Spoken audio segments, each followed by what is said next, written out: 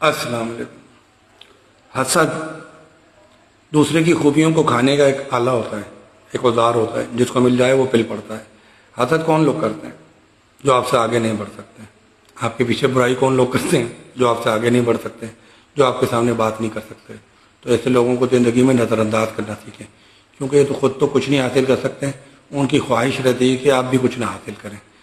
अगर आप उनकी किसी बात में आ गए, किसी दाम में आ गए, किसी चाल में आ गए, किसी दाव में आ गए और आप रिएक्शन देना शुरू हो गए, तो आप जो ताकत है वो तकसीम हो जाएगी। क्योंकि अब आपकी ताकत अपने गोल को अचीव करने के बजाय, अपने टारगेट को हासिल करने के बजाय जवाब देने में तकसीम हो रही है। जब आप जवाब देने में तकसीम होने लगेंगे तो फिर आप अपने टारगेट तक नहीं पहुंच सकेंगे। और सामने वाले की ख्वाहिश ही यही होती है कि मुझसे उलझ पड़े, अपने रास्ते, अपनी मंजिल खोटी करे और मंजिल तक ना पहुंच सके। देखें ना, आप रास्ते में जब जा रहे हैं और हर भौंकने वाले कुत्ते को जवाब देते जाएंगे तो मंजिल दूर होती जाएगी।